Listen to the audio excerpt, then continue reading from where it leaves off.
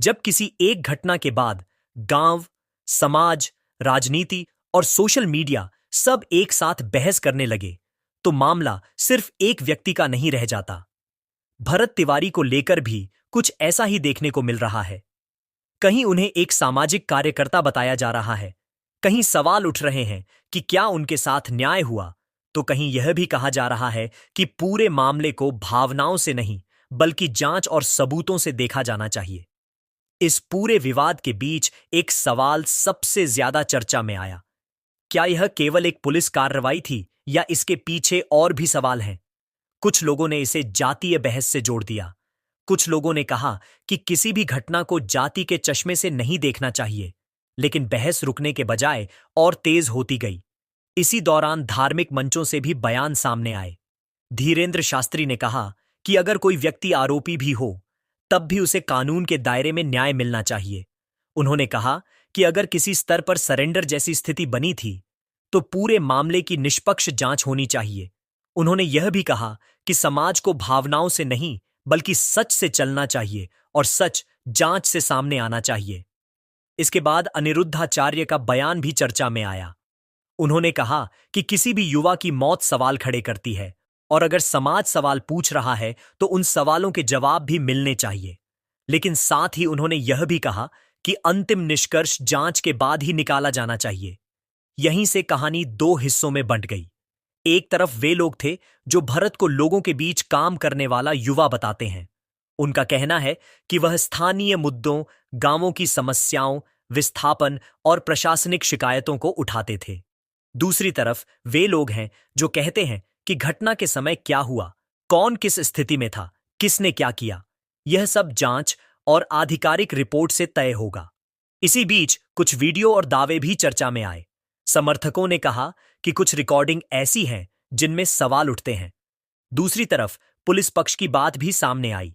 यही वजह है कि मामला अब सिर्फ बयानबाजी नहीं बल्कि जांच का विषय बन गया। इसके बाद प्रशासनिक स्तर पर कार्रवाई की खबरें सामने आईं। कुछ अधिकारियों पर कदम उठे, कुछ लोगों पर जांच बैठी और पूरे मामले को लेकर और चर्चाएं शुरू हो गईं। भरत के परिवार ने कहा कि उन्हें न्याय चाहिए। उन्होंने कहा कि उनका भरोसा जांच और कानूनी प्रक्रिया पर है और वह चाहते हैं कि जो भी सच्चाई हो वह सामने आए। उधर गांव के कुछ लोगों ने कहा कि भरत कई स्थानीय मुद्दों पर आवाज उठाते थे, बाढ़, विस्थापन और लोगों की समस्याओं को सामने लाने की कोशिश करते थे। इसी वजह से उनके समर्थन में लोग सामने आए। लेकिन दूसरी तरफ एक सवाल लगातार बना रहा, क्या लोकप्रिय होना किसी घटना की सच्चाई तय कर देता है? यही वह जगह है जहां भावनाएं और कानून आमने सामने दिखाई देने लगते हैं। अब सवाल केवल एक घटना का नहीं रह गया था। सवाल यह भी था कि आखिर ऐसा क्या था कि हजारों लोग भरत तिवारी के समर्थन में खड़े दिखाई देने लगे।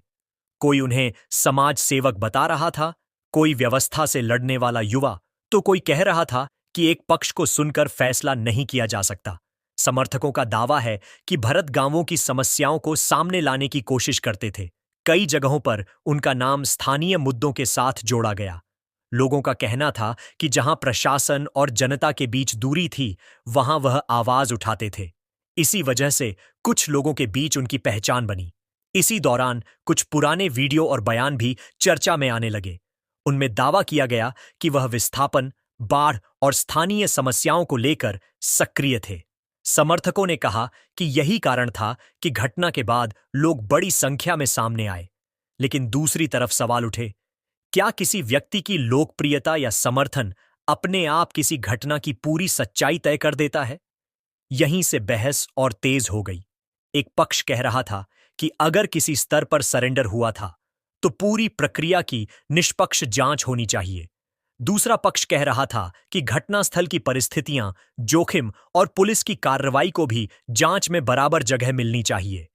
धीरे धीरे मामला प्रशासनिक कार्रवाई तक पहुंचा। अधिकारियों पर कदम उठने की खबरें आईं। कुछ स्तरों पर जांच शुरू हुई। इसके बाद चर्चा होने लगी कि क्या यह केवल शुरुआती कार्रवाई है या आगे और तथ्य सामने आएंगे। भरत के परिवार की तरफ से भी लगातार न्याय की मांग की गई। उनका कहना था कि जो भी सच है वह सार्वजनिक होना चाहिए। उन्होंने कहा कि सवालों के जवाब मिलने चाहिए और जांच पूरी होनी चाहिए। उधर समर्थकों ने कहा कि भरत को केवल एक घटना से नहीं बल्कि उनके पूरे काम और जीवन के संदर्भ में देखा जाना चाहिए। उन्होंने दावा किया कि वह युवाओं के बीच लोकप्रिय थे और कई मुद्दों पर सक्रिय रहते थे। लेकिन कानून और जांच का सिद्धांत यही कहता है कि अंतिम निष्कर्ष भावनाओं से नहीं बल्कि तथ्यों से निकलता है। अब नजर उस जांच पर थी जिससे यह स्पष्ट होना था कि घटनाक्रम क्या था, फैसले कैसे लिए गए और क्या प्रक्रिया का पालन हुआ। यही वजह है कि यह मामला बहस से आगे बढ़कर जवाबदेही और जांच का विषय बन गया। लेकिन इस पूरे मामले में सबसे बड़ा सवाल अभी भी वही बना हुआ है, आखिर सच क्या है? एक तरफ परिवार न्याय की मांग कर रहा है, दूसरी तरफ समर्थक कह रहे हैं कि जांच पूरी तरह निष्पक्ष होनी चाहिए। वहीं दूसरी ओर कुछ लोग कह रहे हैं कि किसी भी निष्कर्ष पर पहुंचने से पहले सभी पक्षों और आधिकारिक रिपोर्ट का इंतजार करना जरूरी है। इस पूरे विवाद ने एक बार फिर कानून, प्रशासन और जनता के भरोसे पर बहस शुरू कर दी है। क्या हर सवाल का जवाब जांच से मिलेगा? क्या जो आरोप लगाए जा रहे हैं वो साबित होंगे या तस्वीर कुछ और निकलेगी? इसका जवाब समय और जांच ही देगी। अगर आपको लगता है कि हर मामले में सच सामने आना चाहिए और न्याय प्रक्रिया पारदर्शी होनी चाहिए, तो अपनी राय कमेंट में जरूर लिखिए।